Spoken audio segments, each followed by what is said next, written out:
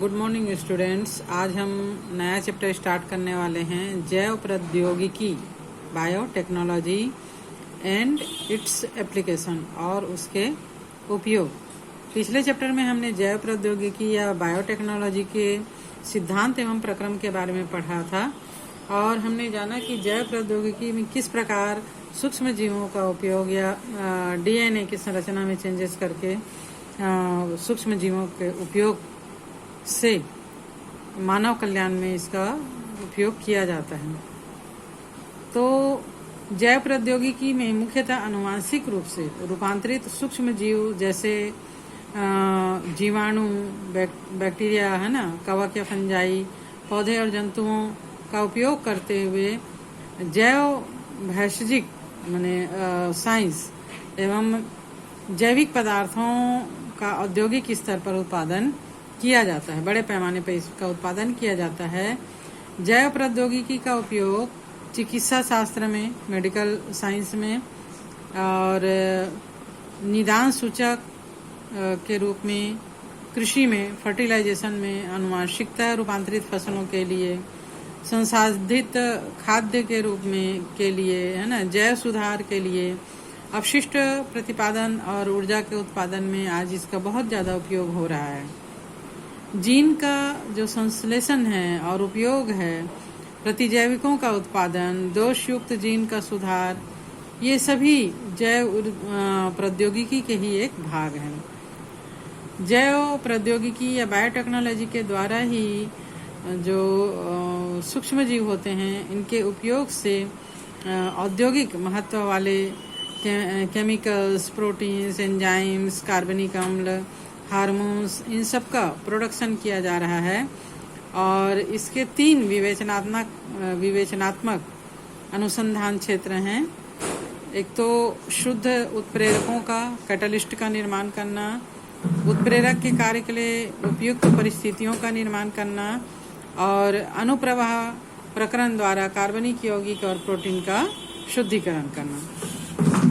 इस लेसन में हम मनुष्य के जीवन स्तर में सुधार के लिए बायोटेक्नोलॉजी का किस प्रकार उपयोग किया जा रहा है, कर सकते हैं, इसके बारे में जानकारी प्राप्त करेंगे।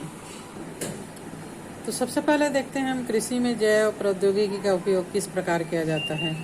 Biotechnological applications in agriculture. कृषि के विकास में बायोटेक्नोलॉजी का बहुत महत्वपूर्ण योगदान है। कोशिका ऊतक और अंग संवर्धन की जो प्रौद्योगिकी है, इन्होंने रोग मुक्त पौधे, प्रतिरोधी किस्म के पौधे, पोषक तत्वों में सुधार वाले पौधे, सूखा और लवण निरोधी किस्मों के विकास और सूक्ष्म प्रजनन में बहुत ही महत्वपूर्ण भूमिका निभाई है। बायोटेक्नोलॉजी के माध्यम से उच्च पैदावार वाली किस्में, बायो फर्टिलाइजर, परालैंगिक संकरण द्वारा उपयोगी किस्में प्राप्त करना, दुर्लभ संकर प्राप्त करना, जीन स्थानांतरण, ये सभी शामिल हैं। भ्रूण संवर्धन, कृत्रिम बीज का उत्पादन, पराग कोश का संवर्धन और अगुणित पौधों का विकास जैव प्रौद्योगिकी के कारण ही संभव हो सका है।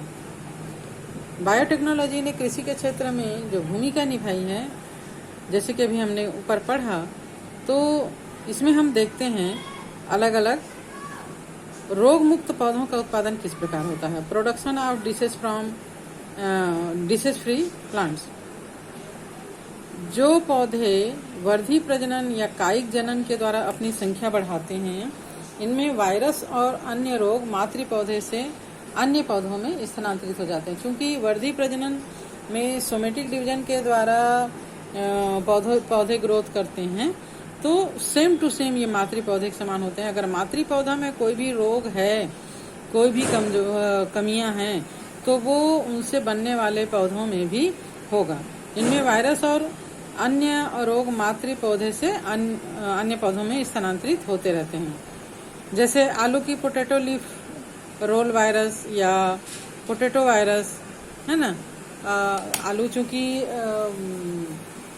वर्धी प्रजनन के द्वारा होता है, आलू का जो क्या कहना चाहिए, कंद होता है उसके द्वारा ही आलू का नया पौधा होता है। तो अगर आलू में ये रोग है किसी पौधे में, तो उससे बनने वाले सभी पौधे में ये रोग होगा। और लहसुन, सोयाबीन, केला, तंबाकू, गन्ना, अदरक, गुलदाउदी, गोभी, डहेलिया आदि में भी वायरस मुक्त पौधे प्राप्त किए गए हैं। रोग मुक्त पौधे प्राप्त करने के लिए मेरिस्टेम टिप संवर्धन का उपयोग किया जाता है। तो बायोटेक्नोलॉजी के द्वारा हम इन पौधों में, जो मात्र पौधे में जो भी डिशेस हैं उसको समाप्त कर सकते हैं और रोग मुक्त पौधे प्राप्त कर सकते हैं।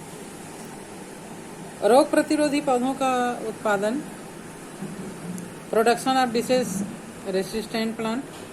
जब उत्तक संवर्धन के व्यवहारिक उपयोग का एक अच्छा उदाहरण ये है। आलू में मुख्य रूप से लेट ब्लाइट और अर्टी ब्लाइट नामक बीमारी होता है। उत्तक संवर्धित आलू के कैलस से सोमाक्लोन्स को छटनी करके रोग प्रतिरोधी पौधे प्राप्त करने में सफलता मिली है।